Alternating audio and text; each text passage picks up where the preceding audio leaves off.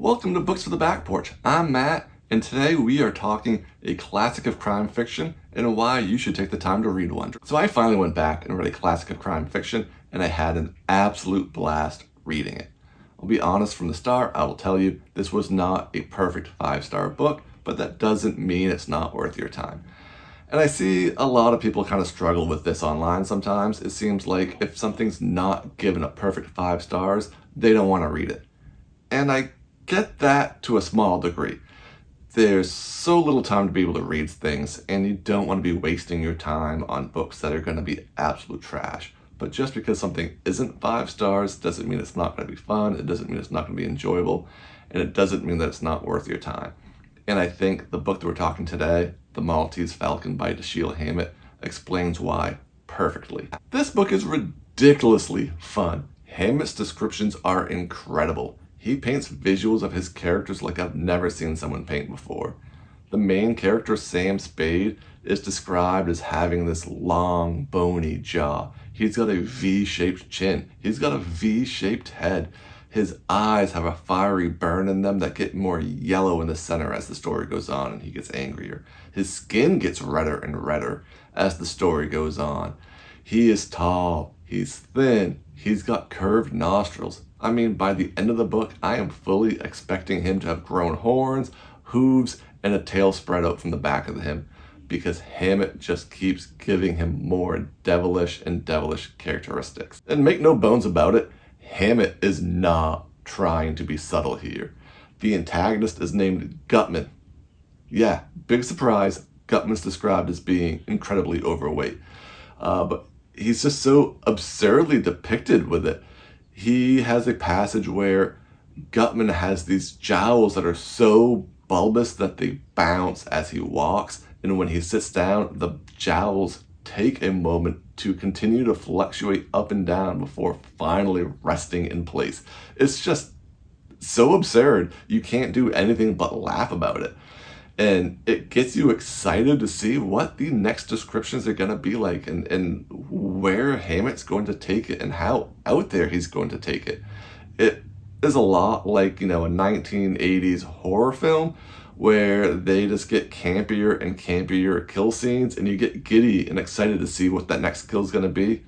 That's how it is with this book and his descriptions, only it's wrapped up in a 1920s hard-boiled style mystery. All of the women here are drop dead gorgeous. Sam Spade can't keep his hands off any of them, and he can't decide which one he wants to be with, so he tries to get with all of them. And the over-the-top descriptions that were there for Gutman and Spade are there for the women as well. One woman is described as having an absolutely perfect body with a face that is 5 years past her prime beauty. It's just ludicrous. You really need to be willing to accept that craziness, that absurdness, that complete evilness to really enjoy this book. And one of the things that I've seen is people complain that Sam Spade comes off as this guy who thinks he's amazing and he thinks he's so wonderful and so smart and so charming, but he is unlikable and that he's a jerk and nobody wants to be around him and he's rude, and they don't like that dissonance of who he is versus what he thinks he is. To which I say, yes, that is the entire point of this book. He is evil. He is a horrible human. Hammett hammers you over the head over and over again with how devilish he is. I mean, he literally looks like a devil. Whenever he is given a chance to do the right thing or an evil thing, 99% of the time, Sam Spade is choosing the evil option. He is not someone that we are supposed to empathize with and think is amazing. That's the point of the story. We are following this entirely total scumbag. And it's enjoyable to kind of see that dissonance between what he thinks is happening versus how he really comes off to everybody else. Sam Spade's a completely unhinged character. He is what makes reading this book so much fun. You're just waiting for him to fly off the handle at somebody for some perceived slight against him that wasn't even there to begin with. He reminded me a lot reading this of Walter White from Breaking Bad, if Walter was in any way an enjoyable character to spend time with. They are both raging egomaniacs. They are both completely unhinged. They are both narcissists, with the difference being that Spade is enjoyable to see work while Walter White wasn't. The Maltese Falcon is not a book filled with nice characters. It's not filled with people you can relate to or ultimately good triumphing over evil. It is a book of people who are out for themselves, who have their own moral code, and who are willing to step over, step on, or murder somebody to get their own means. Now, where the fun does stop is with the descriptions of a character named Cairo. Again, I'll give you a guess as to where a character named Cairo is said to originally hail from.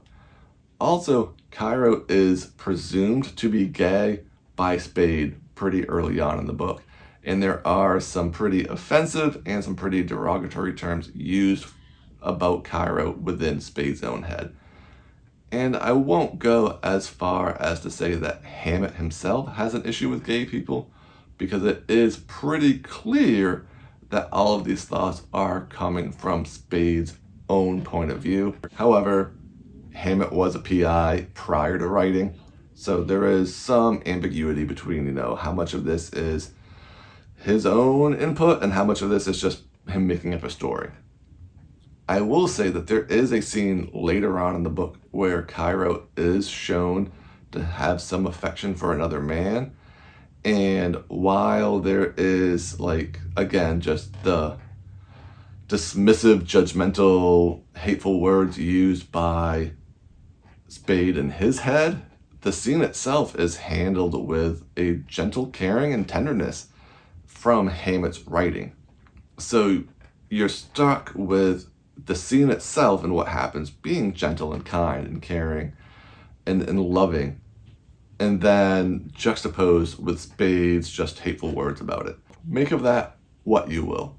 I'm still trying to wrap my head around that and kind of gather my own thoughts on that. But I want to let you know that it is something that you will most definitely come across in this book. Now for the plot, I think the less you know about the plot, the better and more enjoyable it is in this book. The basic beat is Sam Spade is a private investigator. He is hired by an, of course, beautiful woman looking for protection from a couple of thugs who are chasing after her and a prized antique possession of hers. And as Sam Spade investigates this, the web gets deeper and stickier, and we're going to leave it at that and allow you to really enjoy how everything unfolds within the story of that. Now, those tropes from every hard-boiled mystery that you've read before, they're all going to be here. Spade is smarter than everybody else. He makes these deductions that are pretty big at times, but he's always going to be right. He has his own moral code that is different from society's moral code. He is always going to say the smoothest or the coolest thing, and people are going to comment that he's always so cool with what he says. He can get himself out of any situation with either his mouth, his wit, or his physicality, despite being described as a relatively tall, thin, non-muscular man. He has difficulties working with or trusting police and authorities, and he is also a less than savory character with numerous flaws, taking on something that is much bigger than himself. All of those tropes that the hard-boiled mysteries genre is known for. And reading this in 2025 might seem like you're just reading the same boring tropes over and over again that you've read 1,000 times before. But this is where they all began, and this is why they are tropes in the first place. If Hammett didn't write these so well here and didn't make them so engaging, these wouldn't be the central pillars of the genre to begin with. So it's really fun to be able to go back and take a look at them and see how the whole genre really did start out. And speaking of reading this in 2025, almost 100 years from when it was written, it is incredibly readable and current for now. There's some things that obviously date this to 1929. But for the crux of the story, the crimes committed, the hows, the whys, the people's motivations, the characters involved, they are all timeless. They are just as real now as they were in 1929, and they're going to feel just as real in another 100 years. Hammett has written an everlasting book, and that's because he focuses on the people and their motivations and making them as real as possible. Now, I do want to point out that while the descriptions are a highlight of the book, that is when they are working. There are times where they fall completely flat, and that is outside of the already discussed homophobia and just the casual misogyny that just goes through the entire book. I lost count of how many times I read Sam Spade roll a homemade cigarette. And it's gotta be, for real, at least once, if not twice, a chapter in every single chapter. It's probably described in this book 60 times at least. And it's always the same description, always the same way. And I can only handle reading about a man licking or wetting tobacco paper so many times. And I think part of that was because this was originally serialized and then after it was published in magazines compiled into a book. But I do think, going through and editing some of those out would have been a nice touch. Overall though, if you go into the Maltese Falcon with the right expectations, and no, I'm not saying you need to lower your expectations. I'm just saying you need to have the right expectations for what this book is trying to be.